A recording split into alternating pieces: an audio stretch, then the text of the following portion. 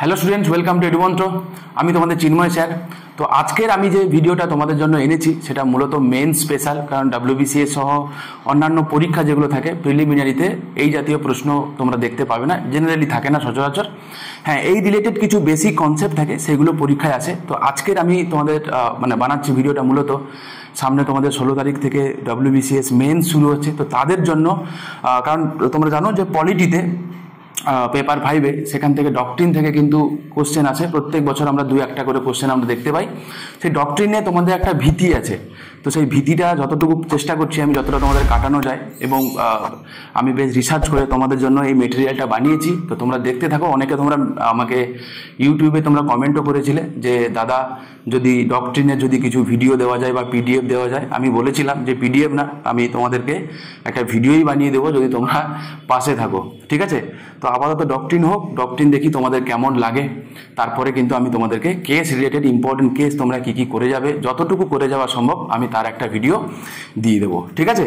তো চলো, important doctrine কি কি আছে, আজকের আমরা কি কি আলোচনা করবো বলে নিই। আজকের ক্লাসটা কিন্তু স্বাভাবিকভাবে লম্বা হবে, কারণ তোমাদের যাদের সামনে মেন্স আছে তাদের কিন্তু এই ক্লাসটা খুবই কাজে লাগবে। তোমাদের কাজের ক্লাস এটা, বড় কথা হচ্ছে এটা।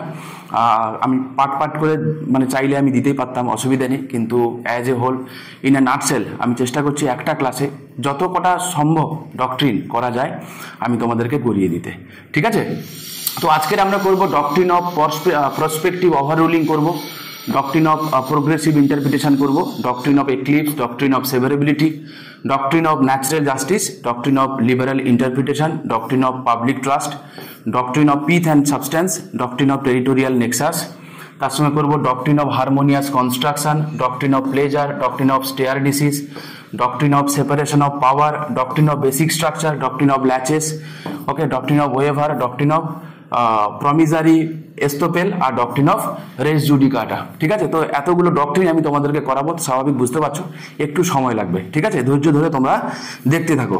আচ্ছা, যেটা PPT গুলো যেগুলো আছে চাইলে তোমরা স্ক্রিনশট নিতে পারো, তাতে বিশেষ কিছু লাভ হবে না, কারণ এক্সপ্লেনেশনটা আমার মুখ থেকেই তোমাকে শুনতে হবে, PPT-তে কিন্তু নেই, ঠিক আছে? চলো, ডক্ট্রিনে যাওয়ার আগে আমাদেরকে কিছু বেসিক জায়গাগুলো আমি ক্লিয়ার করবো, তারপরে আমি ডক্ট্রিনে যাবো, ঠিক আছে?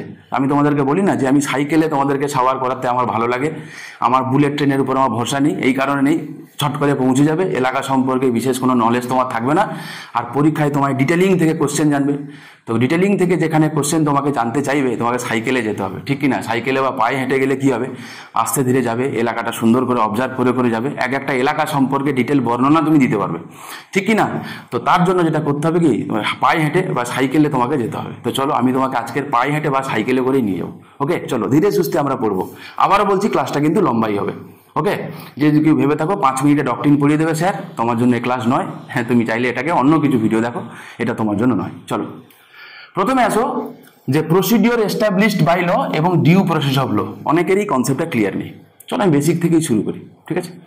আর্টিকেল 21-এ, আমাদের ফান্ডামেন্টাল রাইটের আর্টিকেল 21-এ কি আছে না, প্রসিডিওর এস্টাবলিশড বাই ল এর কথা বলা আছে।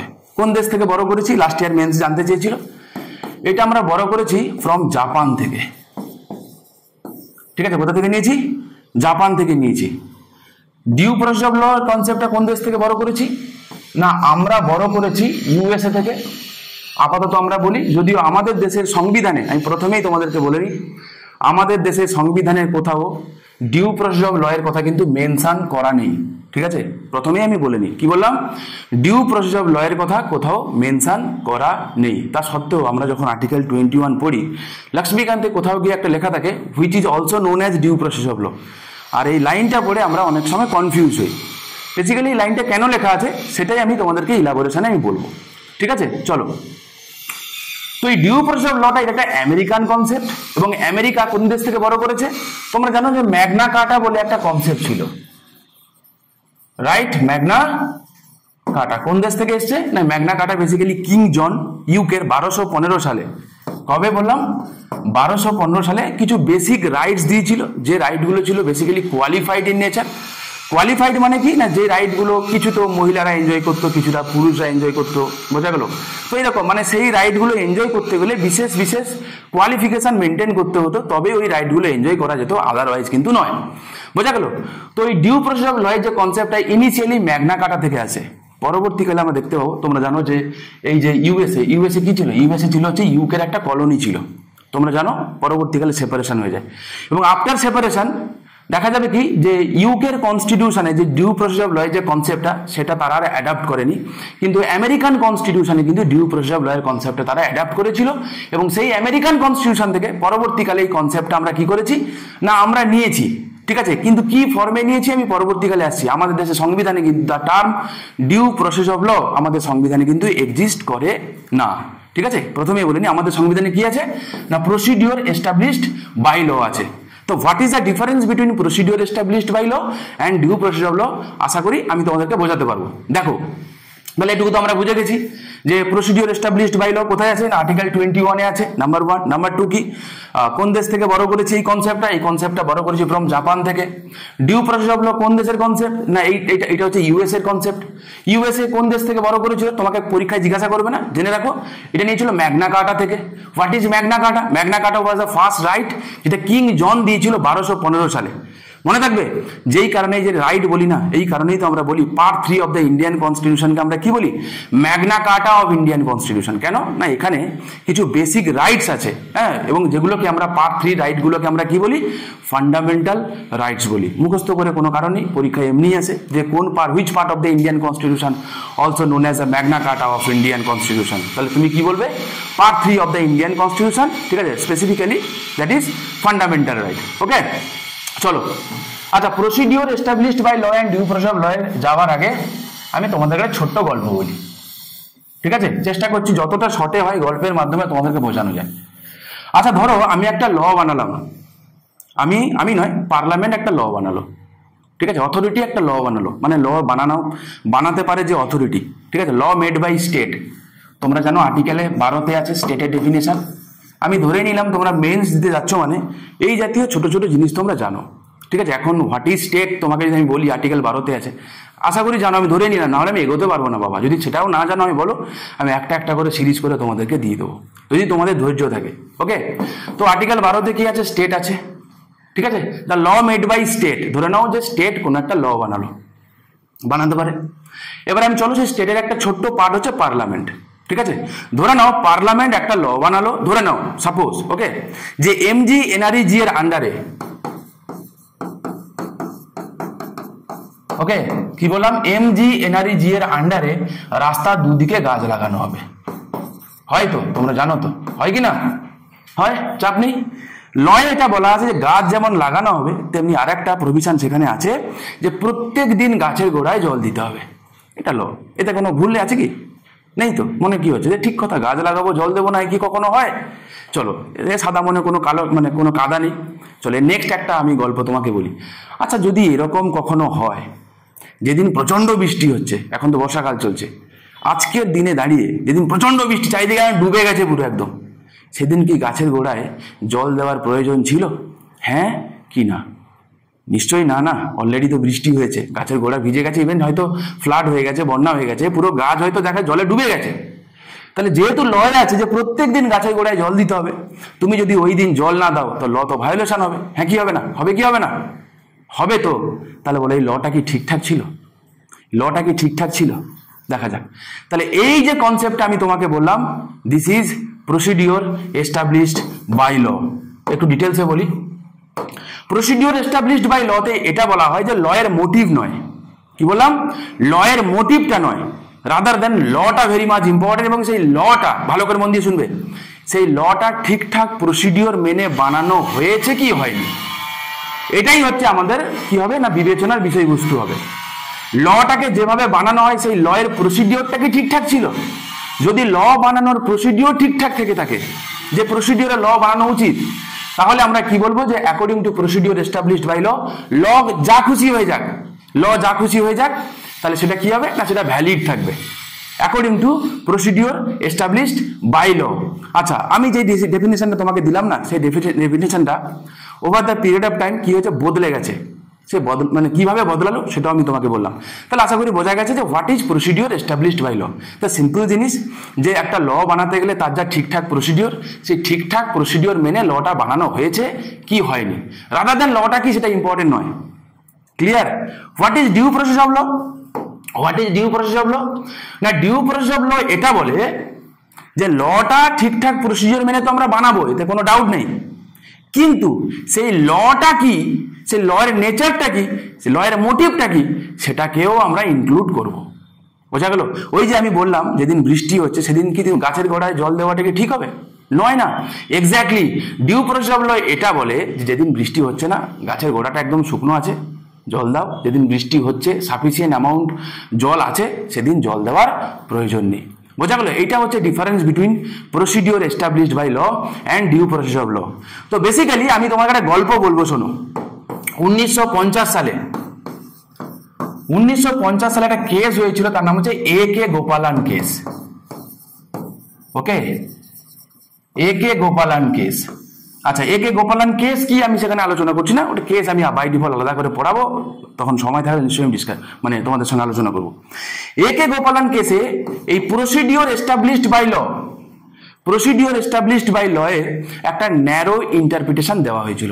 এই ন্যারো ইন্টারপ্রিটেশনটা আমি বলিনি, সুপ্রিম কোর্ট বলেছে, শুনে রাখো। কি বললাম? একটা ন্যারো ইন্টারপ্রিটেশন দিয়েছিল। ন্যারো ইন্টারপ্রিটেশনে কি বলেছিল? যেই কথাটা আমি তোমাদেরকে বললাম যে ঠিকঠাক প্রসিডিওর মেনে কি লটা বানানো হয়েছে, যদি হয়ে থাকে তাহলে কোনো চাপ নেই। Basically A.K. গোপালান কেস যেটা হয়েছিল না, কিছু বেসিক ফান্ডামেন্টাল রাইটস ভায়োলেশন হয়েছিল বলে A.K. গোপালান কেসটা হয়েছিল। তো তার ভার্ডিক্ট দিতে গিয়ে সুপ্রিম কোর্ট তখন বলেছিল যে আমাদের সংবিধান যেহেতু procedure established by law follow করে, তাই লটা কি বানানো হয়েছে কিচ্ছু ম্যাটার করে না। প্রিভেন্টিভ ডিটেনশন রিলেটেড একটা ল ছিল, ঠিক আছে? লয়ের মোটিভ নিয়ে আমাদের কোনো চিন্তা করার কোনো কারণ নেই। লটা কি ঠিকঠাক করে বানানো হয়েছিল? তখন অ্যাটর্নি জেনারেল বললো হ্যাঁ, লটা একদম ঠিকঠাক ভাবেই বানানো হয়েছিল। তখন সুপ্রিম কোর্ট বললো বাস, তাহলে আর দেখার কোনো কারণ নেই, যেহেতু আমাদের দেশের সংবিধানে প্রসিডিওর এস্টাবলিশড বাই ল আছে, তাই লয়ের মোটিভটা কি আমার কিচ্ছু দেখার দরকার নেই, এই লটা ভ্যালিড। কোথায় বলেছিল? A.K. গোপালান কেসে বলেছিল। ঠিক আছে? কবে বলেছিল? 1950 সালে। আচ্ছা, বারবার করে এই দুটো কথা বলছি এই কারণে, একটা কথা মাথায় রাখবে, সুপ্রিম কোর্টের ম্যাচুরিটি, হ্যাঁ দ্যাট আর ম্যাচুরিটি, মাথায় রেখো। আমরা যখন ছোট ছিলাম তখনকার ম্যাচুরিটি আর এখনকার ম্যাচুরিটির মধ্যে তো আকাশ পাতাল ডিফারেন্স আছে, ঠিক কি না? তাহলে সুপ্রিম কোর্ট তখন সবে সবে তৈরি হয়েছে। ওকে, 1950 সালে সুপ্রিম কোর্ট এসছে 28শে জানুয়ারি, ভাবো। বোঝা গেল? ওই বছর এইরকম একটা হাই প্রোফাইল কেস উঠেছে। তো ভাবো, সেই সময় দাঁড়িয়ে সুপ্রিম কোর্টের ম্যাচুরিটি এত ছিল না, তার কাছে কোনো প্রিভিয়াস কোনো কেস হিস্ট্রি ছিল না, এত বড় বড় সমস্ত কেস নিয়ে ডিল করবে। ফান্ডামেন্টাল রাইট সবে মাত্র এনফোর্স হয়েছে তোমরা 1950 সালে 26শে জানুয়ারি, বুঝতে পারছো? মানে লাগু হয়েছে, এনফোর্স হয়েছে। আমরা বলি না যে অ্যাডাপ্ট করেছি একদিন আর এনফোর্স হয়েছে আর একদিন, সবে এনফোর্স হয়েছে। এইরকম সময় দাঁড়িয়ে এরকম একটা হাই প্রোফাইল কেসকে ডিল করতে গিয়ে সুপ্রিম কোর্ট কি করেছিল? এই ভার্ডিক্টটা দিয়েছিল। পরবর্তীকালে আবার একটা কেস হয় 1978 সালে, ঠিক আছে? Maneka Gandhi case. Okay, Maneka Gandhi case basically passport act নিয়ে একটা গন্ডগোল ছিল। আমি আবারও বলছি, কেসটা কি আমি পরে আলোচনা করব, জিনিসটা কি শুনে রাখো। মেনকা গান্ধী কেস যখন হয়েছিল 1978 সালে, সেই মেনকা গান্ধী কেসের ভার্ডিক্ট দিতে গিয়ে সুপ্রিম কোর্ট তখন বলল, কি বললো? বলছে বেসিক্যালি আমরা A.K. গোপালান কেসে আমরা যে ভার্ডিক্ট দিয়েছিলাম না, বা আমরা যে ইন্টারপ্রিটেশন করেছিলাম regarding procedure established by law, সেটা বেসিক্যালি আমরা ন্যারো ইন্টারপ্রিটেশন দিয়েছিলাম। কেন ন্যারো ইন্টারপ্রিটেশন দিয়েছিলাম? চলো একটা গল্প বলি। বলেছে আমাদের কনস্টিটিউশনাল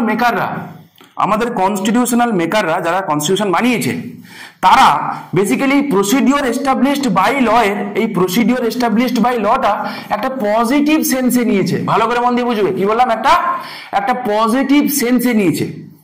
তাহলে তুমি আমাকে বলো, যদি কারুর সেন্স পজিটিভ থাকে, তাহলে এটা তারা ধরেই নিয়েছিল যে এটার কোনো নেগেটিভলি কোনো মানে এর কোনো নেগেটিভ ভাবে আমরা এটাকে ইউজ করবোই না, ধরে আমরা প্রসিডিওর এস্টাবলিশড বাই লটা আমরা নিয়েছিলাম। তাই লটা আমরা ঠিকঠাক প্রসিডিওর মেনে তো বানাবো না, এবং সেই লটা যে ভালো হবে সেটা ধরেই আমরা প্রসিডিওর এস্টাবলিশড বাই লটা আমরা নিয়েছিলাম। আরো সহজ করে একটা কথা বলি, আমরা কখনো কখনো বলি না, দূর থেকে একটা লোক আসছে, আমি যদি বলি একটা ছোট লোক হেঁটে আসছে, ঠিক আশা করি বুঝতে পারবে কি বললাম, একটা ছোট লোক হেঁটে আসছে। আচ্ছা, এই কথাটা শুনে তোমার মাথায় কি আসবে? আমি বুঝেছি তোমার মাথায় কি এসেছে। লোকটার চরিত্রে ছোট, যে অর্থে আমরা ছোট লোক বলি। কিন্তু আমি যদি তোমাকে বলি আমি এই ছোট লোকটা বলেছি পজিটিভ সেন্সে, আমি যদি তোমাকে বলি এই ছোট লোকটা আমি বলেছি পজিটিভ সেন্সে, তাহলে তুমি আমাকে বলো এই ছোট লোকটাকে পজিটিভলি তুমি ইন্টারপ্রেট করে বলো কি হবে তাহলে? তাহলে তোমার মাথায় নিশ্চয়ই ছোট লোক যে সেন্সে আমরা বলি সেটা আসবে না, না তোমার মাথায় তখন কি আসবে? তোমার মাথায় আসবে যে লোকটা মনে হয় শর্ট হাইটেড, ঠিক না? এক্স্যাক্টলি। তো এইটাকেও আমরা একটা ডক্ট্রিন দিয়ে বলতে পারি। এটাকে বলা হয় কি? Doctrine of progressive interpretation. যে একটা একই বিষয় নিয়ে যদি ভিন্ন ভিন্ন মত হয়, যেটা প্রোগ্রেসিভ, যেটা পজিটিভ সেটাকেই আমরা নেব, যেটা নেগেটিভ সেটাকে আমরা কি করে দেবো? দূরে ঠেলে ফেলে দেবো। বাস, গল্প শেষ। আশা করি বোঝাতে পেরেছি what is the difference between procedure established by law and due process of law. Okay, তো মেনকা গান্ধী কেসে কি বললো? মেনকা গান্ধী কেসে এটা বললো যে বেসিক্যালি এই যে প্রসিডিওর এস্টাবলিশড বাই ল, এইটা আমরা নিয়েছিলাম ফেয়ার, জাস্ট এবং রিজনেবল। মানে সেই লটা ফেয়ার হবে, ঠিকঠাক হবে, জাস্ট হবে এবং রিজনেবল হবে। Mind it. তাহলে তুমি আমাকে বলো সেই লটা মানে procedure established by law which is fair, just and reasonable, সেইটা বেসিক্যালি কি জানো তো? সেটাকেই এক কথায় ডিউ প্রসেস অফ ল বলা হয়। সেটাকে এক কথায় কি বলা হয়? ডিউ প্রসেস অফ ল বলা হয়। এটাই তোমাদের লক্ষ্মীকান্তে বলা আছে। ক্লিয়ার? আশা করি কোনো সমস্যা নেই। তাহলে তোমাকে যদি জিজ্ঞাসা করে আমাদের দেশের সংবিধানে কি আছে, তুমি বলবে procedure established by law with fair, just and reasonable. ঠিক আছে? Which is also known as due process of law, but the term due process of law nowhere mentioned in the constitution, nowhere mentioned in the constitution, nowhere mentioned in the constitution. বোঝা গেছে? বোঝা গেল? চলো তাহলে দুখানা case আমরা পড়লাম। একটা বললাম কি একে গোপালন কেস, এবং আর একটা বললাম কি মেনকা গান্ধী কেস। তাহলে যদি তোমাকে বলে কোন কেসে প্রসিডিওর এস্টাবলিশড বাই ল এর ন্যারো ইন্টারপ্রিটেশন দেওয়া হয়েছিল, তুমি বলবে এটা কি? এটা একে গোপালন কেসে দেওয়া হয়েছিল। যদি তোমাকে জিজ্ঞাসা করে কোন কেসে তোমাকে প্রসিডিওর এস্টাবলিশড বাই ল এর একটা ওয়াইডার ডেফিনেশন দেওয়া হয়েছিল, তা তুমি কি বলবে? It is Maneka Gandhi case. Okay, চলো নেক্সট কনসেপ্ট আমরা দেখি। নেক্সট হচ্ছে পাওয়ার অফ জুডিশিয়াল রিভিউ। ঠিক আছে, হোয়াট ইজ জুডিশিয়াল রিভিউ? আচ্ছা শুরুতেই তোমাদেরকে বলে নিই। আচ্ছা দুই একটা কথা ছোট করে, এখানে একটা নয়েজ হচ্ছে, মানে সেটা একটু ইগনোর করো। আমি বুঝতে পারছি হয়তো একটা বাজে নয়েজ আসছে, একটা পাশে কাজ হচ্ছে আর কি। ওকে, এটা ইগনোর করো একটু, দিয়ে একটুখানি স্টাডিতে তোমরা ফোকাস করো। ওকে, তো পাওয়ার অফ জুডিশিয়াল রিভিউ কি বলেছে? দ্য টার্ম জুডিশিয়াল রিভিউ তোমাকে জিজ্ঞাসা করে হোয়াট ইজ জুডিশিয়াল রিভিউ, পরে আসি। যদি বলে এই জুডিশিয়াল রিভিউর কথাটা সংবিধানের কত নম্বর আর্টিকেলে আছে, জিজ্ঞাসা করতেই পারে। তুমি বলবে সংবিধানের কোনো আর্টিকেলে এই টার্মটা এক্সিস্ট করে না, মনে থাকবে। যদি তোমাকে জিজ্ঞাসা করে দ্য টার্ম জুডিশিয়াল রিভিউ কত নম্বর আর্টিকেলে, তুমি বলবে কোনো আর্টিকেলে জুডিশিয়াল রিভিউ টার্মটা আমাদের সংবিধানে এক্সিস্টই করে না। ক্লিয়ার? মাথায় রাখো। আচ্ছা what is judicial review? Judicial রিভিউতে যাওয়ার আগে আমাদের দু একটা ছোট ছোট জিনিস আমরা জেনে নিই। আচ্ছা আমাদের দেশে আমরা দেখবো কি সেপারেশন অফ পাওয়ার আছে। তার আগে চলো একটা কনসেপ্ট হয় পার্লামেন্টারি সুপ্রিমেসি, আর একটা কনসেপ্ট হয় কি constitutional supremacy. What is difference between this? আচ্ছা পার্লামেন্টারি সুপ্রিমেসি বলতে বোঝায় যেখানে পার্লামেন্ট হচ্ছে সুপ্রিম, সংবিধানের উপরে পার্লামেন্ট। আর কনস্টিটিউশনাল সুপ্রিমেসি বলতে বোঝায় কি সবার উপরে কনস্টিটিউশন, তার তলায় পার্লামেন্ট। আমাদের দেশে কি আছে জানো? আমাদের দেশে আছে কনস্টিটিউশনাল সুপ্রিমেসি। আই রিপিট, কি বললাম? Constitutional supremacy. কি করে বুঝবো? না সেটা বুঝবো এই পাওয়ার অফ জুডিশিয়াল রিভিউ দেখে। বেসিক্যালি হয় কি, ধরো পার্লামেন্ট কোনো লেজিসলেটিভ, এক্সিকিউটিভ, এরা যদি কোনো রকম কোনো কিছু অর্ডার হোক, কোনো ল বানিয়ে দেয়, বোঝা গেল? যদি কোনো ল বানিয়ে দেয় এবং সেইটা যদি দেখা যায় যে আমাদের সংবিধানের কোনো প্রভিশনকে যদি ভায়োলেট করে, তাহলে সেই লটাকে কি ডিক্লেয়ার করে দেওয়া হয়? না সেই লটাকে নাল অ্যান্ড ভয়েড ডিক্লেয়ার করে দেওয়া হয় থ্রু জুডিশিয়াল রিভিউ। বেসিক্যালি দেখা হয় দ্য কনস্টিটিউশনাল ভ্যালিডিটি অফ এ ল, যে লটা বানানো হলো সেই লটার কনস্টিটিউশনাল ভ্যালিডিটি আছে কি নেই। বোঝা গেল? আচ্ছা কারোর মাথায় আসতে পারে যে এক্সিকিউটিভ কি ল বানাতে পারে? আচ্ছা প্রেসিডেন্ট কে? Who is president? প্রেসিডেন্ট কে? গভর্নর কে? বলো, এরা তো এক্সিকিউটিভ, নমিনাল হোক, আরে এক্সিকিউটিভ তো রে বাবা, এরা তো অর্ডিন্যান্স বানায় কি বানায় না? অর্ডিন্যান্স বানায় কি না? প্রেসিডেন্ট বানায় আর্টিকেল 1, 2, 3 দিয়ে, গভর্নর বানায় আর্টিকেল 2, 1, 3 দিয়ে। অর্ডিন্যান্স কি একটা ল? আচ্ছা বলতে হবে না। আর্টিকেল 13 ক্লজ 3 কি বলে? আর্টিকেল 13 ক্লজ 3 কি বলে? ল এর ডেফিনেশন আছে। সেখানে গিয়ে দেখবে any ordinance made by president or governor, any executive order, any notification, সেটাও কিন্তু কি বলা হয়, ল হিসেবেই ধরা হয়। বোঝা গেল? তাহলে বোঝা গেল কি, তাহলে মোরাল অফ দ্য স্টোরি কি দাঁড়ালো, কোনো ল যদি সংবিধানকে যদি ভায়োলেট করে তাহলে সেই লয়ের কি দেখা হয়, কনস্টিটিউশনাল ভ্যালিডিটি আছে কিনা। সেই লটা আল্ট্রা ভাইরাস করেন। তো what is ultra virus, what is ultra virus?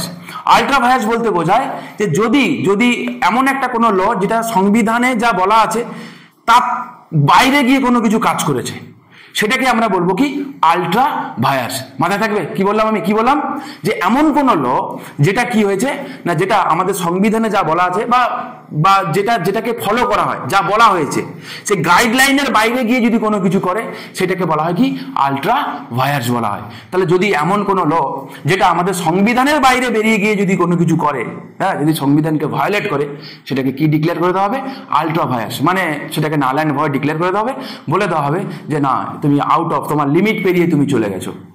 Clear? বোঝা গেল কি বললাম?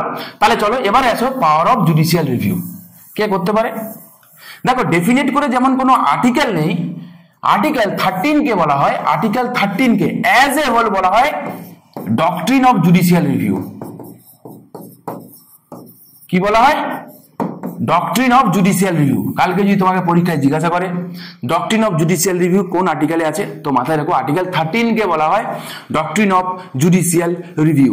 ঠিক আছে, চলো নেক্সট আসো কি বলেছে এখানে, the supreme court can declare legislative enactments of the centre and states and any executive order as null and void if they violate the constitution, ultra vires in nature। Simple ultra vires মানে কি, যে beyond, তার যা এখতিয়ার তার বাইরে গিয়ে কিছু করা, সেটাকে বলা হয় ultra vires. Okay, judicial review serves the purpose of upholding the supremacy of the constitution। তাহলে আমি আবারও বলছি very very very much important, যে আমাদের দেশের সংবিধানে যে আমাদের যে কনস্টিটিউশনাল সুপ্রিমেসি আছে, সে কি দেখে বুঝবো, এটা একটা দেখে বুঝবো যে পাওয়ার অফ জুডিশিয়াল রিভিউ আছে। এবার তোমাকে জিজ্ঞাসা যদি করে যে জুডিশিয়াল রিভিউ দ্য টার্ম সংবিধানের কত নম্বর আর্টিকেল আছে, তুমি বলো সংবিধানে কোথাও নেই, বারবার বলছি বাবা, পরীক্ষায় কিন্তু অলরেডি এসে গেছে। ডক্ট্রিন অফ জুডিশিয়াল রিভিউ কত নম্বর আর্টিকেল আছে, আর্টিকেল 13 আছে। বোঝা গেল কি বললাম? জুডিশিয়াল রিভিউ মানে কি, জুডিশিয়াল রিভিউ মানে কি, তুমি বলবে কি, কনস্টিটিউশনাল ভ্যালিডিটি অফ এ ল, কোন একটা ল এর কনস্টিটিউশনাল ভ্যালিডিটি আছে কিনা সেটা দেখা। ওকে, এবারে জুডিশিয়াল রিভিউ কি করে না, জুডিশিয়াল রিভিউ বেসিক্যালি কি করে, supremacy of the constitution, constitutional সুপ্রিমেসিকে প্রোটেক্ট করে। ঠিক আছে, বেসিক্যালি চেকস এন্ড ব্যালেন্সের কাজ করে। যদি এমন হয় যে পার্লামেন্ট এমন কিছু বানিয়ে দিল যেটা সংবিধানকে ভায়োলেট করে, তো সেখানে সুপ্রিম কোর্ট আছে। কারণ তোমরা জানো কেন সুপ্রিম কোর্ট, আবারও বলি, কারণ supreme court is the highest interpreter of the constitution. ঠিক আছে, supreme court is the highest interpreter of the constitution. পরীক্ষা এটাও আছে যে who is the apex court K, supreme court, highest interpreter K, supreme court. তো finally supreme court, সেটা ঠিক হোক ভুল হোক যাই হোক, যাই ইন্টারপ্রেট করবে within the territory of India, যে কটা সাবঅর্ডিনেট কোর্ট আছে সবাই কিন্তু সেটা মানতে বাধ্য, এক্সেপ্ট সুপ্রিম কোর্ট নিজে। কারণ সুপ্রিম কোর্টের এই যে ভার্ডিক্ট, সুপ্রিম কোর্ট নিজেই চেঞ্জ করতে পারে, অন্য কোনো কোর্ট কিন্তু না। ঠিক আছে, মাথায় রেখো কি বললাম, the verdict given by supreme court can be change only by the supreme court itself. ঠিক আছে, অন্য কেউ কিন্তু চেঞ্জ করতে পারে না, এটা মাথায় রেখো। এবং যে কটা সাবঅর্ডিনেট কোর্ট আছে প্রত্যেকে সুপ্রিম কোর্টের এই ভার্ডিক্ট কিন্তু মানতে বাধ্য। চলো ঠিক আছে, তাহলে কি করে সুপ্রিম কোর্ট তখন কি করবে না, কনস্টিটিউশনাল সুপ্রিমেসি যেহেতু আছে, তো সেই চেকস এন্ড ব্যালেন্সের কাজটা ফাইনালি কে করে না, সুপ্রিম কোর্ট করে। ঠিক আছে, আই হোপ তোমরা বুঝতে পেরেছো। সুপ্রিম কোর্ট ইউজ দিস পাওয়ার কোন কেসে ইউজ করেছে, গোলকনাথ কেস। তোমরা জানো ফান্ডামেন্টাল রাইট নিয়ে একটা ফেমাস কেস হয়েছিল, right two property related, Golaknath case. তো গোলকনাথ কেসে কি বলেছিল যে তোমাদের মনে আছে আশা করি, একে গোপালন কেসের পরে আমরা দেখবো কি যে ফার্স্ট কনস্টিটিউশন অ্যামেন্ডমেন্ট অ্যাক্ট হয়েছিল 1951-এ, তাই না? এবং ফার্স্ট কনস্টিটিউশন অ্যামেন্ডমেন্ট অ্যাক্ট যখন চ্যালেঞ্জ করা হয়েছিল, সেখানে বলতে গিয়ে সুপ্রিম কোর্ট বলেছিল যে হ্যাঁ ঠিক কথা, যে অ্যামেন্ডমেন্ট, মাথায় রেখো, অ্যামেন্ডমেন্ট ইজ নট আ ল। কে বলেছিল? সুপ্রিম কোর্ট বলেছিল। ভালো করে মন দিয়ে শুনবে, অ্যামেন্ডমেন্ট ইজ নট আ ল। আমি কোন সময়কার কথা বলছি, 1951 সালের কথা বলছি। ভালো করে ভালো করে মন দিয়ে শোনো। পরবর্তীকালে যখন গোলকনাথ কেস হয় না, গোলকনাথ কেস হয়, সুপ্রিম কোর্ট তখন বলেছিল কি, যে সুপ্রিম কোর্ট বলেছিল যে না, কনস্টিটিউশন অ্যামেন্ডমেন্ট একটা ল। কি বলেছিল? কনস্টিটিউশন অ্যামেন্ডমেন্ট আন্ডার আর্টিকেল 368 যদি করা হয়, কারণ ওখানে বলা ছিল এনি লেজিসলেটিভ এনাক্টমেন্ট, তো বলেছিল কনস্টিটিউশন অ্যামেন্ডমেন্ট তো একটা লেজিসলেটিভ এনাক্টমেন্ট। বোঝা গেল? তা তখন বললো কি যে না, অ্যামেন্ডমেন্ট একটা ল, মন দিয়ে শুনবে। তা যদি তোমাকে জিজ্ঞাসা করে তোমার হচ্ছে কোন কেসে এটা বলা হয়েছিল যে আর্টিকেল 368 মানে কনস্টিটিউশন অ্যামেন্ডমেন্ট একটা ল, তুমি কি বলবে? এটা বলা হয়েছিল গোলকনাথ কেসে। এবং দিয়ে বলেছিল যেহেতু এটা একটা ল, তোমরা জানো আর্টিকেল 13 ক্লজ 1 এবং আর্টিকেল 13 ক্লজ 2 তে কি আছে? আর্টিকেল 13 ক্লজ 1 এটা বলে কোন প্রি কনস্টিটিউশনাল কোন law. What is pre constitutional law? না, প্রি কনস্টিটিউশনাল ল বলতে বোঝায় যেই লটা 26শে জানুয়ারি 1950 সালের আগে ছিল, সেটাকে বলা হয় প্রি কনস্টিটিউশনাল ল।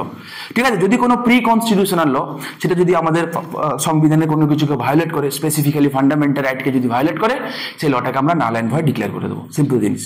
আর্টিকেল 13 ক্লজ 2 এটা বলে যে after commencement of the constitution, মানে 26শে জানুয়ারি 1950 সালের পরে এমন কোন ল বানানোই হবে না, এমন কোন ল মানে বানাবো না আমরা যেটা ফান্ডামেন্টাল রাইটকে ভায়োলেট করে, সংবিধানকে ভায়োলেট করে। তাহলে বলেছে, তাহলে যদি আর্টিকেল 368 একটা ল হয় এবং সেটা যদি ফান্ডামেন্টাল রাইটকে যদি ভায়োলেট করে, তাহলে কি করা হবে? না, সেই লটাকে নাল অ্যান্ড ভয়েড ডিক্লেয়ার করে দেওয়া হবে।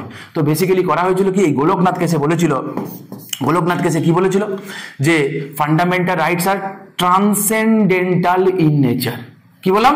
Fundamental rights are transcendental in nature, মানে ফান্ডামেন্টাল রাইটকে টাচ করা যাবে না, you can not even touch the fundamental right. Amendment তো অনেক পরের কথা। কারণ একটা কথা বলি, আর্টিকেল 368 হ্যাঁ, আর্টিকেল 368 সেই সময় দেখবো কি একটাই কথা ছিল, কি procedure to amend the constitution. কি বলা ছিল? Procedure to amend the constitution. The term power was missing, the term power was missing, ছিল না, পাওয়ার কথাটা সেখানে ছিল না। পরবর্তীকালে মানে আফটার গোলকনাথ কেস কি করা হলো না, একটা কনস্টিটিউশন অ্যামেন্ডমেন্ট অ্যাক্ট করা হলো, that is 24th constitution amendment act, যেটা হয়েছিল 1971 ঠিক আছে? হয়েছে মানে একাধিক প্রভিশন তো অ্যাড করেছিলাম, এই রিলেটেড যে প্রভিশনটা অ্যাড করা হয়েছিল সেখানে বলা হলো কি 13 ক্লজ 4 অ্যাড করা হলো। ঠিক আছে? এটা পার্লামেন্ট অ্যামেন্ডমেন্ট করেছে। কি বললো? পার্লামেন্ট বলছে না, আমার কাছে যথেষ্ট পাওয়ার আছে যে আমি চাইলে এটাকে মডিফাই করতে পারি, অতএব আমি করব। তো পার্লামেন্ট এটাকে অ্যামেন্ড করেছে। পার্লামেন্ট অ্যামেন্ড করে কি করলো না, 13 ক্লজ 4 অ্যাড করে এটা বললো যে কনস্টিটিউশন অ্যামেন্ডমেন্ট অ্যাক্ট একটা ল নয়। মন দিয়ে শুনবে, কি বললাম? কনস্টিটিউশন অ্যামেন্ডমেন্ট অ্যাক্ট একটা ল নয় অ্যাকর্ডিং টু আর্টিকেল 13 ক্লজ 3। ঠিক আছে? পরীক্ষায় মেন্স এখান থেকে প্রচুরবার কোশ্চেন এসেছে। হয়তো আমি তোমাদের পড়াচ্ছি, ডক্ট্রিনে আমি যাইনি, কারণ তার আজুবাজু জিনিসগুলো আমরা একটুখানি পড়ে নি, তবে না ডক্ট্রিনে যাবো। বুঝলে? তার কনস্টিটিউশন অ্যামেন্ডমেন্ট একটা ল নয়। এটা কোন কনস্টিটিউশন অ্যামেন্ডমেন্ট অ্যাক্ট করে করা হয়েছিল? Through 24th constitution amendment act. আর একটা কথা, তখন সুপ্রিম কোর্টকে বললো কি পাওয়ার ওয়াজ মিসিং। মাথায় রাখবে, তখন কিন্তু আমাদের প্রাইম মিনিস্টার ছিল ইন্দিরা গান্ধী। বোঝা গেল? তো বললো চলো ঠিক আছে, আর্টিকেল 368 আমি পাওয়ার কথাটা অ্যাড করে নিচ্ছি, আর এই জন্যই WBCS এর মেন্স এখান থেকে কোশ্চেন এসেছিল। বোঝা গেল? এখন রাইট নাও মানে বিফোর 1971 সেখানে ছিল আর্টিকেল 368 মানে পার্ট 20 তে কি ছিল না, ছিল procedure to amend the constitution. সংবিধানকে সংশোধন করার প্রসিডিওরটুকু ছিল। কিন্তু after 24th constitution amendment act কি করা হলো? The term power was added to article 368। Right now কি আছে? এখন আছে power and procedure, power as well as procedure to amend the constitution. মাথায় রেখো, পরীক্ষায় কিন্তু কোশ্চেন আসবে এবং তোমাকে বলবে যে আর্টিকেল 368 নিচের কোন কনস্টিটিউশন অ্যামেন্ডমেন্ট অ্যাক্ট করে তাকে চেঞ্জ করা হয়েছিল। তুমি বলবে কি through 24th constitution amendment act করে। অপশনে থাকবে, চাপে কোনো কারণ নেই। বোঝা গেল? কি বললাম? এতে কি করা হয়েছিল? The term power was added to article 368। Right now কি আছে? পাওয়ার as well as procedure to amend the constitution. ঠিক আছে, চলো। তো এই তো আমরা দেখছি কি যে এই যেটা আমরা পড়ছিলাম যে পাওয়ার অফ জুডিশিয়াল রিভিউ, যে কনস্টিটিউশনাল ভ্যালিডিটি অফ এ ল, তাহলে সুপ্রিম কোর্ট নানান কেসে প্রোনাউন্স করেছে বারবার। তো এটা শুরুয়াত মোটামুটি দেখবো কি যে গোলকনাথ কেস থেকে শুরু হয়েছিল। ঠিক আছে? তারপরে bank nationalisation case 1970, Kesavananda Bharati case 1973। আমি এমনি বাই ডিফল্ট আসছি, চাপের কোনো কারণ নেই। ওকে, তারপরে কি হলো? মিনার্ভা মিলস কেস 1980। এই যে 24th কনস্টিটিউশন অ্যামেন্ডমেন্ট অ্যাক্ট যেটা হয়েছিল, তারপরে আবার একটা কনস্টিটিউশন অ্যামেন্ডমেন্ট অ্যাক্ট হয়েছিল, that is 25th constitution amendment act. বুঝা গেল? 25th কনস্টিটিউশন অ্যামেন্ডমেন্ট অ্যাক্ট হয়েছিল কবে? হয়েছিল? এটাও হয়েছিল 1971। দিয়ে কি করা হয়েছিল, বলা হয়েছিল 39 এ এবং বি পড়ে দেখবে কি আছে ডিপিএসপি 39 এ এবং বি কে ইমপ্লিমেন্ট করতে গিয়ে ওকে ফান্ডামেন্টাল রাইটে মাইন্ড ইট, তখন 1978 আসেনি, তখন রাইট টু প্রপার্টি একটা fundamental right, mind it, fundamental রাইটের আর্টিকেল 19, আর্টিকেল 31, ইভেন আর্টিকেল 14 যদি ভায়োলেট হয় ইউ ক্যানট মুভ কোর্ট, তুমি কোর্টে যেতে পারবে না। এটা 25th কনস্টিটিউশন অ্যামেন্ডমেন্ট অ্যাক্টে করা হয়েছিল। তো বেসিক্যালি 24th এবং 25th স্পেসিফিক্যালি বলতে গেলে 24th কনস্টিটিউশন অ্যামেন্ডমেন্ট অ্যাক্টে কি করা হয়, চ্যালেঞ্জ করা হয়, ঠিক আছে। এবং প্যারালালি সেই সময় চলছিল কি Kesavananda Bharati case, famous popularly চলে আসে, একাধিক ভার্ডিক আমরা কেশবানন্দ ভারতী কেসে আমরা দেখতে পাবো। কেশবানন্দ ভারতী কেসে এসে বলছে যে হ্যাঁ ঠিক আছে চলো, আমি গোলকনাথ কেসে বলেছিলাম এটা ঠিক কথা যে হ্যাঁ যে পার্লামেন্টের কাছে পাওয়ার ছিল না, চলো এটা ঠিক যে ওখানে যা বলতে চেয়েছে মডিফাই করার কথা পার্লামেন্টই করতে পারে, মডিফাই কনস্টিটিউশনকে, এটা মাথায় রেখো। অনলি পার্লামেন্টই একমাত্র কনস্টিটিউশনকে মডিফাই করতে পারে, অন্য কেউ নয়। এবং এই কারণে কোনো কনস্টিটিউশন অ্যামেন্ডমেন্ট বিল শুধুমাত্র পার্লামেন্টের যে কোনো হাউসেই উঠতে পারে, অন্য কোনো স্টেট লেজিসলেচারে তো উঠবেই না, মাথায় রেখো। শুধুমাত্র কি বললাম, যে কোনো কনস্টিটিউশন অ্যামেন্ডমেন্ট বিল শুধুমাত্র পার্লামেন্টে উঠবে, ঠিক আছে। চলো ঠিক আছে, আমি মেনে নিলাম যে হ্যাঁ সংবিধানে পাওয়ার কথাটা না থাকলেও এটা ঠিক যে হ্যাঁ পার্লামেন্ট চাইলে কনস্টিটিউশনকে মডিফাই করতে পারে, মাইন্ড ইট। বাট মডিফিকেশন মানে কি ডিস্ট্রাকশন? মডিফাই করা মানে কি ডিস্ট্রাকশন? আমাদের একটা বাড়ি আছে, যে বাড়িটা অনেক পুরনো বাড়ি হতে পারে, আমাকে বলা হলো যে বাবা তুই চাকরিটা পেলে বাড়িটা মডিফাই করে দিস, কিন্তু তুমি কি করলে, বাড়িটাকেই পুরো ভেঙে দিলে। তার বাবা তো তা বলেনি, বাবা বলেছিল মডিফাই করতে। মডিফিকেশন মানে কি? তো মডিফিকেশন মানে according to situation, according to সময় যত বদলাবে। যেমন ধরো সাইবার ক্রাইম, 1950 সালে সাইবার জিনিসটাই তো ছিল না যে সাইবার ক্রাইম রিলেটেড কিছু লেখা থাকবে, ঠিক না? তাহলে according to situation, according to time আমরাও কি করবো, নিজেদের সংবিধানেও তো সেই চেঞ্জেসটা চাই। তো কে করবে? বলছে পার্লামেন্ট করবে। বলছে হ্যাঁ এটা ঠিক কথা, তুমি মডিফাই করো, কোনো চাপ নেই, তুমি মডিফাই করো না, কিন্তু মাথায় রেখো তুমি ডেস্ট্রয় করতে পারবে না। কি ডেস্ট্রয় করতে পারবে না? কি ডেস্ট্রয় করতে পারবে না? Basic structure. What is doctrine of basic structure? আমি আসছি। বেসিক স্ট্রাকচার আমি বলে নিলাম যে তোমাদের বন্ধু আছে না, আত্মীয় পরিজন আছে, তুমি চোখ বন্ধ করে থাকলে যখন কেউ ফোন করে, আননোন নাম্বার থাকলে ধরে বলে দিতে একটু না, ও তুই ভালো আছিস তো ভাই, বলি কি না? তুমি কি দেখে বুঝলে? দেখো তুমি কি করে বুঝলে? গলার স্বর। তাহলে ধরো একজন ব্যক্তি, তার কিছু বেসিক নেচার থাকে, গলার স্বর, চোখের কালার, ঠিক কিনা, তারপরে দেহের আকৃতি, চুলের বর্ণ, এবং একাধিক থাকে। আচ্ছা কালকে যদি তোমার ওই বন্ধুটা চুলে ব্লিচ করে আসে, হ্যাঁ ফেসে একটা মাস্ক পরে আসে, গলাটা যদি বদলে ছেলে কিংবা মেয়ের মতো করে দেয়, তুমি তাকে চিনতে পারবে না তো। তার মানে কি? তার বেসিক কাঠামোটা বদলে গেছে। তো বেসিক্যালি আমি এটাই বলতে চাইছি যে আমাদের সংবিধানে, আমি যদি তোমাকে বলি আচ্ছা বলো তো কোন দেশের সংবিধানে এরকম একটা কথা লেখা আছে, with the people of India having solemnly resolved to constitute India into আমি ইন্ডিয়া কথাটা বললাম না, ধরো with the people of dash having solemnly resolved to constitute dash into a sovereign socialist secular democratic republic. ও sir আপনি তো আমাদের দেশের প্রিয়াম্বল বলছেন, ঠিক না? কি করে তুমি বুঝলে? কিন্তু আমি যদি এই জিনিসগুলো বদলে দিই তাহলে তুমি কি চিনতে পারবে না। তো এক্স্যাক্টলি যেই জিনিসগুলো, যে প্রভিশনগুলো আমাদের সংবিধানের স্তম্ভ, পিলারের মতো সংবিধানকে ধরে রেখেছে, আমাদের কনস্টিটিউশনাল মেকাররা সেগুলোকে ডিস্ট্রয় করতে চায়নি, সেইগুলোকে কি বলেছে? বেসিক স্ট্রাকচার বলেছে। প্রসঙ্গক্রমে একটা কথা বলে রাখি, এই বেসিক স্ট্রাকচারের যে কনসেপ্ট না, এটা সুপ্রিম কোর্ট তার ভার্ডিক্ট দিতে গিয়ে বলেছিল আমাদের সংবিধানে কোথাও কোনো ডক্ট্রিনের কথা মেনশন করা নেই। বেসিক্যালি কোনো ডক্ট্রিন, এগুলো কোনো সাংবিধানিক প্রভিশনই নয়, এগুলো একটা নীতি। আমি আসছি, এগুলো একটা কি নীতি। তাহলে what is the basic structure বোঝা গেল। তার সংবিধানের সেই পোর্শনগুলো যেইগুলো ভায়োলেট হলে আমাদের সংবিধানটা বিকৃত ঘটবে, সংবিধানটা অন্য কিছু শুনতে লাগবে, সেইগুলোকে আমরা কি বলবো? বেসিক স্ট্রাকচার বলবো। এমনটা নয় যে কেশবানন্দ ভারতী কেসেই বেসিক স্ট্রাকচারের কনসেপ্ট দিয়ে সুপ্রিম কোর্ট একটা লম্বা লিস্ট দিয়ে দিয়েছিল, না, তা নয়, বরং ডিফারেন্ট ভার্ডিক্ট দিতে গিয়ে, বিভিন্ন সময় ভার্ডিক্ট দিতে গিয়ে এই বেসিক স্ট্রাকচারের লিস্ট লম্বা হতে চলেছে। এখনও সেটা হবে ইন ফিউচার। আজকের সময় দাঁড়িয়ে total number of basic structure যা আছে 2050 সালে থাকবে না, আরও নাম্বার বেড়ে যাবে। তাহলে সুপ্রিম কোর্ট তার অবজারভেশন দিয়ে যেই জিনিসগুলোকে মেনশন করবে বেসিক স্ট্রাকচার, সেইগুলো বেসিক স্ট্রাকচারে পার্ট হবে। মাথায় রাখো, কেশবানন্দ ভারতী কেস দিয়ে শুরুয়াত হয়েছিল, ঠিক আছে, মাথায় থাকবে। চলো, তো আই হোপ তোমরা এগুলো মাথায় রাখবে। নেক্সট চলো কি আগে দেখি, article related to judicial review. তো জুডিশিয়াল রিভিউ রিলেটেড আর্টিকেল কি আছে? দেখো, আর্টিকেল 13 এর কথা তো আমি অলরেডি তোমাদেরকে বললাম। আর্টিকেল 32 দিয়ে আমরা দেখবো কি যে সুপ্রিম কোর্টের কাছে সে রাইট আছে যে ফান্ডামেন্টাল রাইট যদি কোনো কারণে কারো ভায়োলেট হয়, আর্টিকেল 32 দিয়ে রিড ইস্যু করতে পারে এবং ফান্ডামেন্টাল রাইট প্রোটেক্ট করতে পারে, রাইট। তো সেটাও আর্টিকেল 32ও কিন্তু একটা জুডিশিয়াল রিভিউরই একটা আর্টিকেল, ফান্ডামেন্টাল রাইটের আন্ডারে আছে।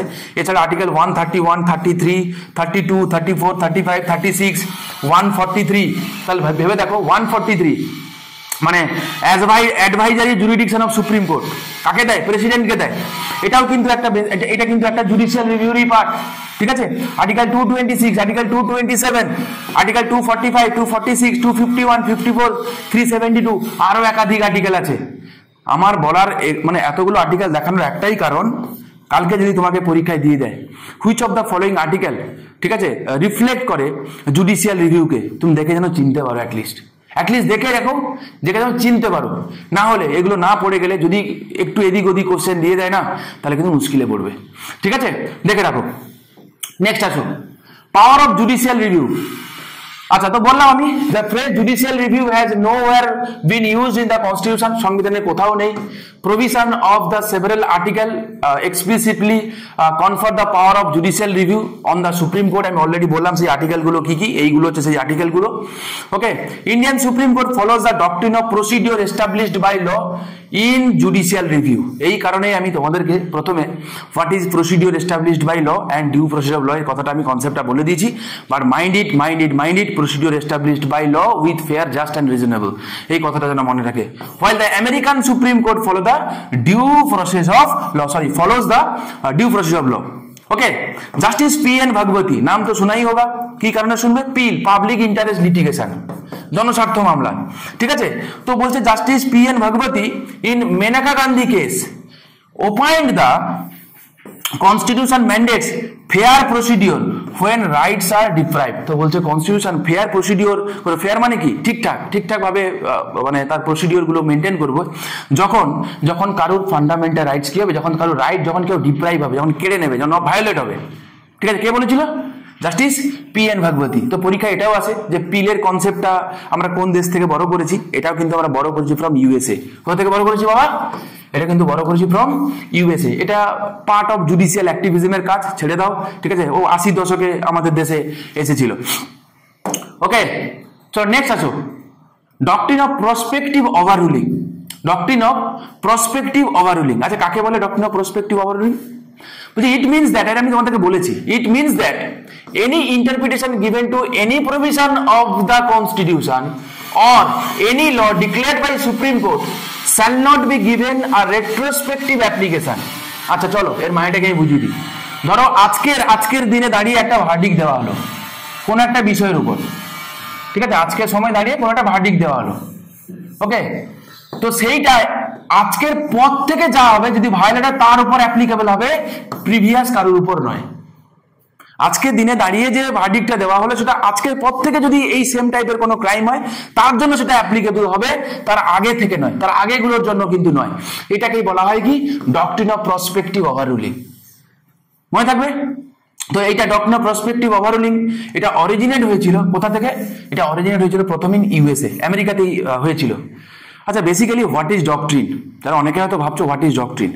আচ্ছা, আমরা যখন কারোর বাড়ি যাই, যখন বাড়িতে কোনো সিনিয়র থাকে, তাদেরকে আমরা কি করি? তাদেরকে আমরা প্রণাম করি তো দিয়ে একটা জেস্টার আমরা শো করি, সিম্পল জিনিস। কোথাও কি লেখা আছে যে কারোর বাড়ি গিয়ে প্রণাম করতে হবে কাউকে? কোথাও লেখা নেই না, কিন্তু এটা তো আমরা ফলো করি। কেন ফলো করি? এটা গুড জেস্টার, এটা আমাদের সংস্কৃতির পার্ট, এটা কালচারের পার্ট। আমেরিকাতে সেটা নেই, আমাদের দেশে আছে, তো আছে। তো বেসিক্যালি এটা কি কোথাও লেখা আছে? এটা কোনো সংবিধান আছে না লেখা আছে না কারোর বাড়ি গেলে সিনিয়র দেখলে তাকে পায়ে হাত দিয়ে প্রণাম করতে হবে? আছে কি কোথাও? নেই তো। তাহলে তার মানে কি করে ফলো করি না? ফলো করি তো। ডক্ট্রিন হচ্ছে বেসিক্যালি সেটাই। এগুলো জুডিশিয়ারি কি করে না, কেস যখন আসে এই নীতিগুলো জুডিশিয়ারি কোনো একটা কেসকে ইন্টারপ্রেট করতে গিয়ে ভার্ডিক্ট দেওয়ার সময় এই নীতিগুলো নেয়। এগুলো সংবিধানে তো দূরের কথা, এগুলো কোথাও কিছু মেনশন করা নেই। বোঝা গেল? তাহলে কি বললাম, কোনো ডক্ট্রিন সংবিধানের কোথাও মেনশন করা নেই, মেনশন করা নেই, মেনশন করা নেই। মাথায় থাকবে, ভুল যেন না হয়, ঠিক আছে? আচ্ছা, in India the doctrine was invoked the Golaknath case by chief justice of India Subba Rao. তার ডক্ট্রিন অফ প্রসপেক্টিভ ওভাররুলিং এর কনসেপ্টটা প্রথম কোন কেসে এসেছিল না, সেটা এসেছিল গোলকনাথ কেসে। এসেছিল কোথায়? গোলকনাথ কেসে। কে দিয়েছিল? বাই সুব্বা রাও। আর এইটা একদম হুবহু কোট আনকোট ইউপিএসসি একবার জানতে চেয়েছিল, ঠিক আছে? সম্ভবত আমি ভুল না করে থাকি, হয়তো বিসিএসেও একবার ছিল, যে কোন কেসে ডি সুব্বা রাও এই ডক্ট্রিন অফ প্রসপেক্টিভ ওভাররুলিং এর কথা বলেছিল, ঠিক আছে? তো কি হবে তাহলে? এটা Golaknath case, Golaknath case and Golaknath case, ঠিক আছে? মাথায় রেখো। আচ্ছা, এটা গোলকনাথ কেস জাজমেন্ট থেকে আমি এটা তোমাদের জন্য নিয়েছিলাম। Next doctrine of progressive interpretation. আমি অলরেডি তোমাদেরকে বলে নিয়েছি কাকে বলে। শুধুমাত্র তোমাদেরকে যেটা দেবে এই টার্মগুলো দিয়ে বলবে নিচের কোন ডক্ট্রিন সেটা, বাস মনে রেখো। আমি বললাম যদি একই বিষয়ে দুরকম টাইপের ইন্টারপ্রিটেশন থাকে, বলেছিলাম একটা ছোট লোক হেঁটে আসছে, বলেছিলাম কিনা? তাহলে ছোট লোক মানে কি বোঝায়? আমি বললাম পজিটিভ সেন্সে। একজন বলছে না ছোট লোক মানে চরিত্রে ছোট বলেছে, আর একজন বলছে না চরিত্রে ছোট নয়, শর্ট হাইটেড লোককে এখানে ছোট লোক বলা হয়েছে। তাহলে এক্ষেত্রে পজিটিভ সেন্স কোনটা না, শর্ট হাইটেড। বলছে এটা নেব, হ্যাঁ, আমরা বাকিটা ছেড়ে দেবো। তো এইরকম টাইপের ডক্ট্রিনকে আমরা কি বলবো? এই ডক্ট্রিনকে বলবো doctrine of prospective interpretation. In case there are two interpretation to any provision of the constitution or law, one progressive and other regressive, ঠিক আছে? The court shall take the progressive meaning into consideration and let the other go. Simple জিনিস, বোঝা গেল?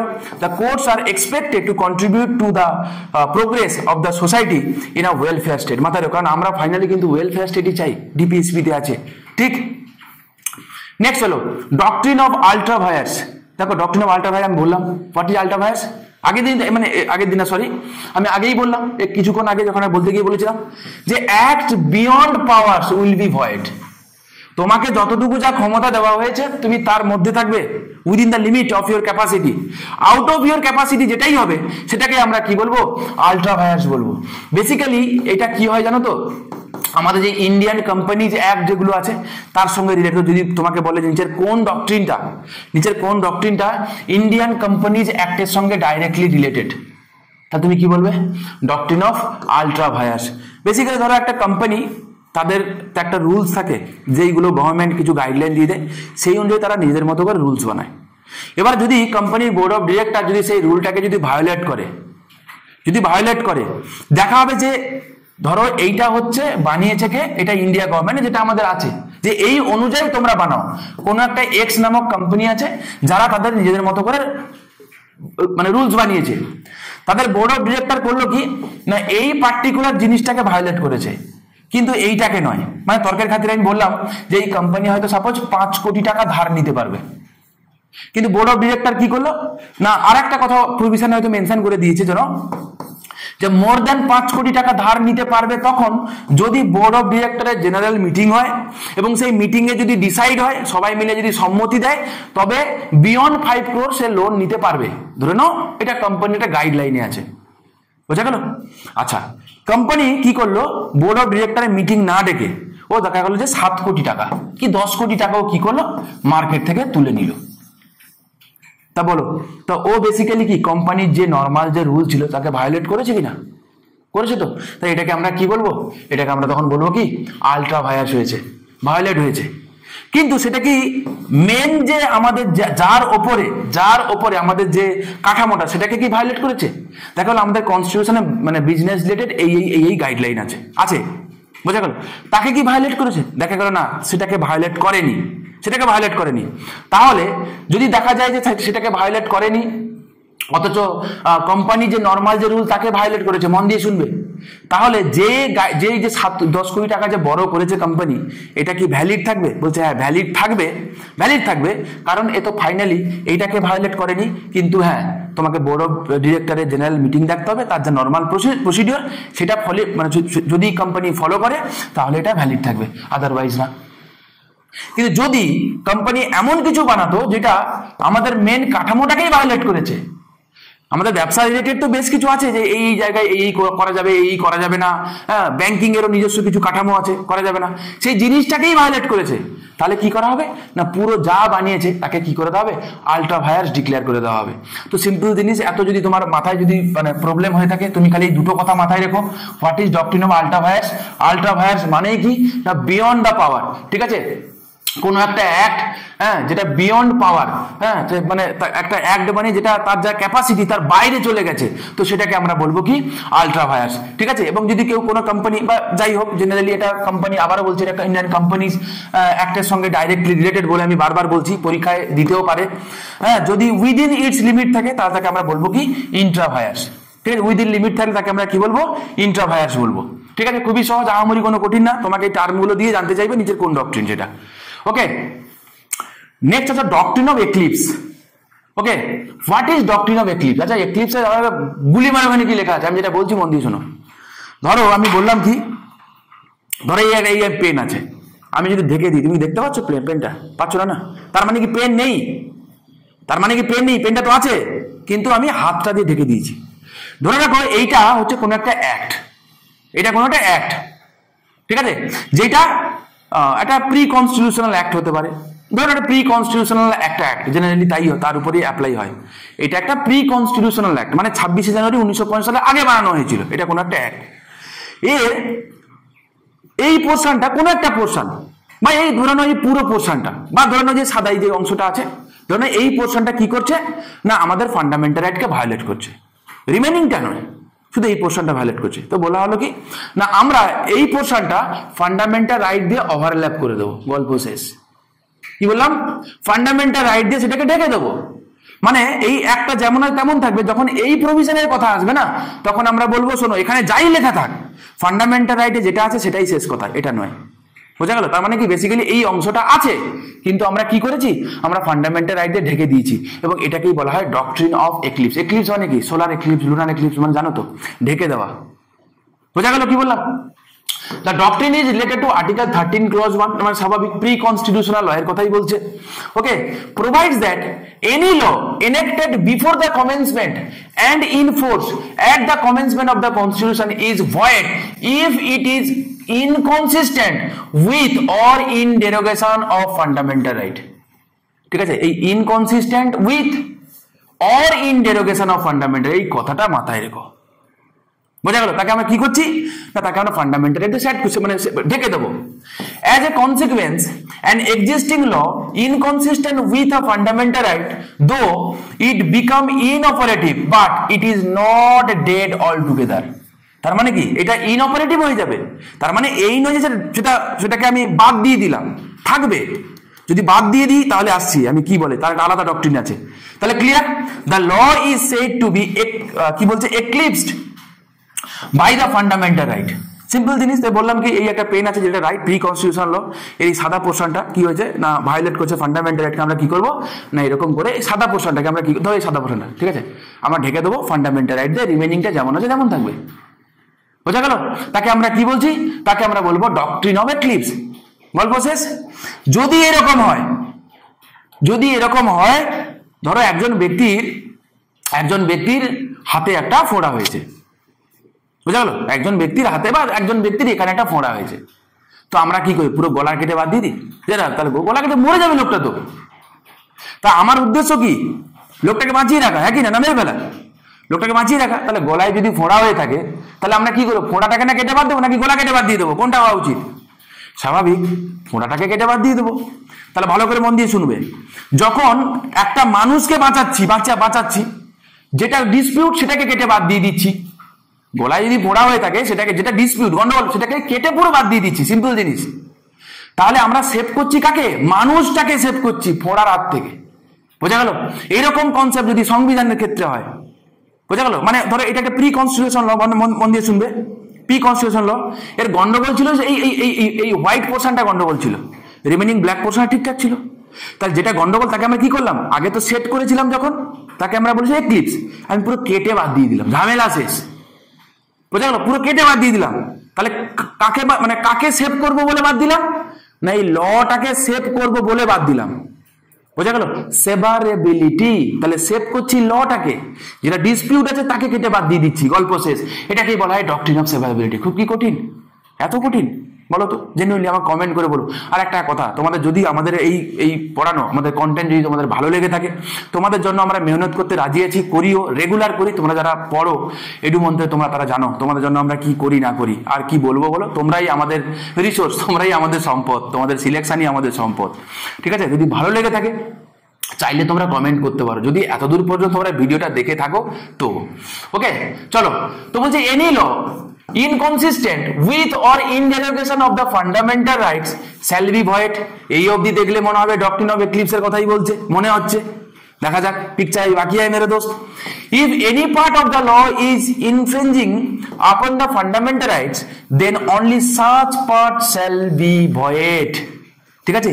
if the rest other part of the law are কি বলছে consistent with the rights shall remain in force। Clear? shall remain in force, রিমেনিংটা যেমন ছিল তেমন থাকবে, যেই পোর্শনটা গন্ডগোল হয়েছে তাকে কেটে বাদ দিয়ে দেবো। যে বললাম আমি গলায় ফোড়া হয়েছে, ফোড়াটাকে কেটে বাদ দিয়ে দেবো, গলা নয়। ক্লিয়ার? বোঝা গেছে কি বললাম?